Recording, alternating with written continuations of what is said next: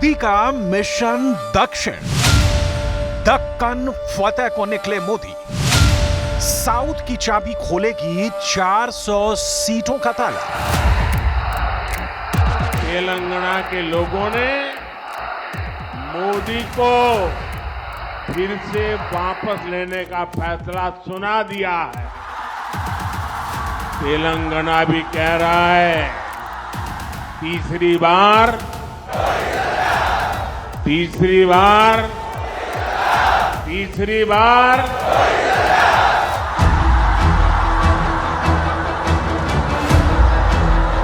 कभी रैली, कभी road show और हर जगह मोदी के चेहरे पर दिखता 400 सीटों वाला आत्मविश्वास। दक्षिण भारत में प्रधान सेवक नरेंद्र मोदी का धुआंधार दौरा शुरू हो चुका है। पीएम मोदी दक्षिण भारत के 5 बड़े राज्यों तमिलनाडु, केरल, तेलंगाना, आंध्र प्रदेश और कर्नाटक के दौरे पर है। इन 5 राज्यों में 129 सीटें हैं और पीएम मोदी 120 घंटे में 129 सीटों को कवर कर लेंगे। लोकसभा तारीखों के ऐलान से ठीक पहले प्रधानमंत्री नरेंद्र मोदी ने दक्षिण में अपने चुनाव प्रचार अभियान का बिगुल फूंक दिया। दक्षिण बीजेपी के लिए उम्मीद का सबसे बड़ा द्वार है। अगर यह खुला तो बड़ी आसानी से बीजेपी 400 प्लस सीटों का आंकड़ा पार कर लेगी। पीएम मोदी आज तेलंगाना में थे, इसलिए सियासी प्रत्यंचा चढ़ाकर जुबानी बाण से सत्ताधारी कांग्रेस और पूर्व सत्ताधारी दल बीआरएस पर निशाना साधा। कांग्रेस और बीआरएस ने मिलकर तेलंगाना के विकास के हर सपने को चकनाचूर कर दिया है। और अब तो मुश्किल ये है कि यहां कांग्रेस के पंजे का कब्जा हो गया है। पहले बीआरएस की महालूट और अब कांग्रेस की बुरी नजर। प्रधानमंत्री 15 मार्च से लेकर 19 मार्च तक दक्षिण के सियासी गढ़ में बीजेपी का कमल खिलाने के मिशन पर हैं। ये मिशन आसान नहीं है क्योंकि कर्नाटक को छोड़कर बीजेपी को अभी तक सिर्फ तेलंगाना में थोड़ी सियासी ऑक्सीजन मिल पाई है। यही वजह है कि सिर्फ 10 दिनों में दूसरी बार पीएम मोदी तेलंगाना पहुंचे हैं। 400 पार के मिशन को साधने के लिए पीएम मोदी हर मुमकिन कोशिश कर रहे हैं।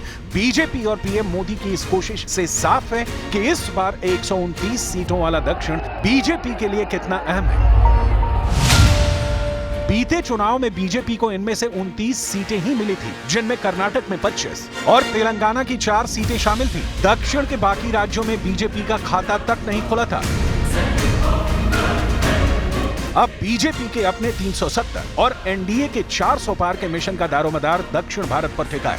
इसके साथ ही बीजेपी को देश के बाकी हिस्से में अपनी ताकत बरकरार रखनी होगी। प्रधानमंत्री ने 15 मार्च को केरल और तमिलनाडु में सभाएं की और तेलंगाना में रोड शो किया।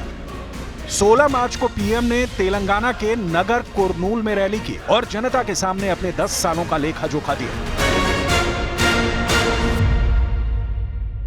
लेकिन पिछले 10 वर्षों में पहली बार गरीब परिवारों के बैंक अकाउंट खुले।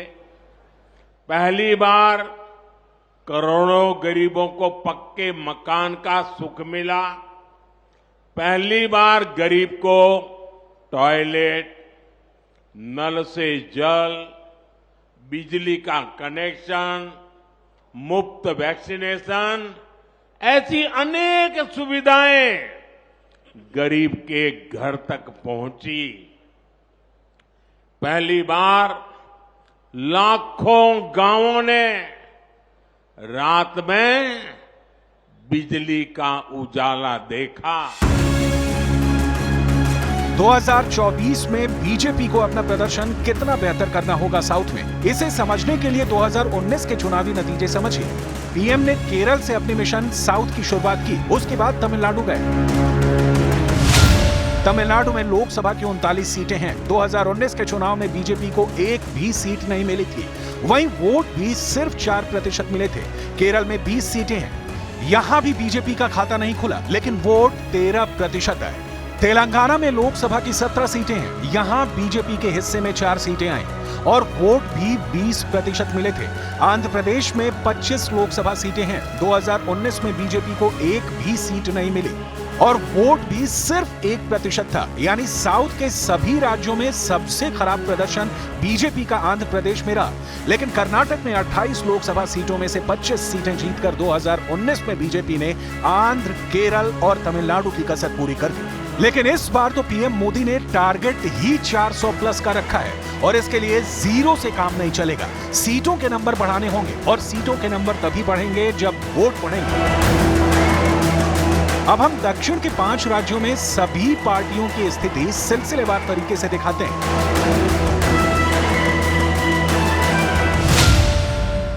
साल 2014 में बीजेपी को तमिलनाडु में 1 सीट मिली थी और 6% वोट मिले थे। साल 2019 में सीट भी घट गई और वोट भी।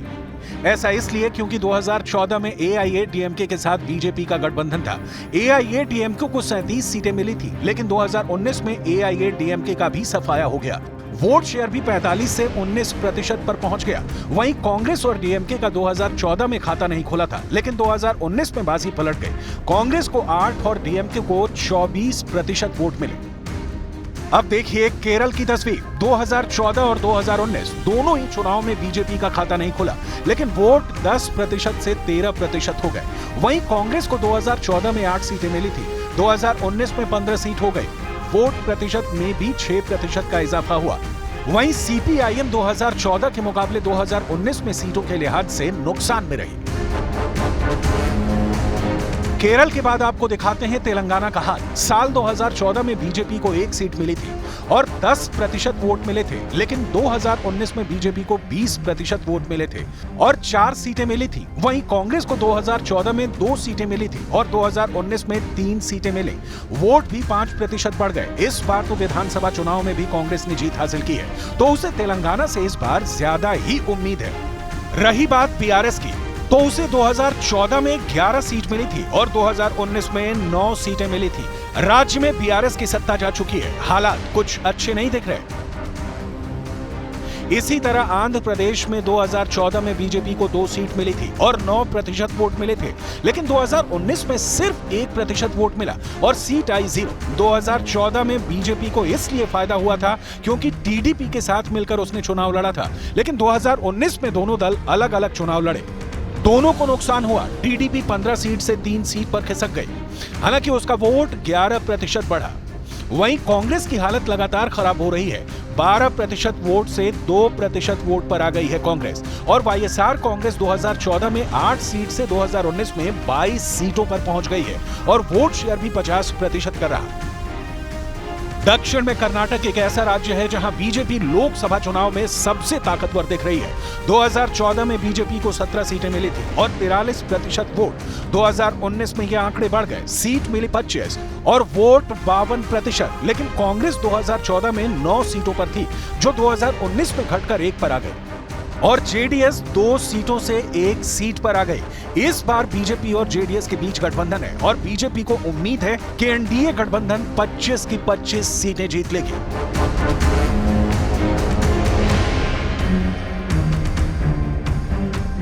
प्रधानमंत्री 17 मार्च को आंध्र प्रदेश में तेलुगु देशम बीजेपी जन सेना की संयुक्त रैली को संबोधित करेंगे।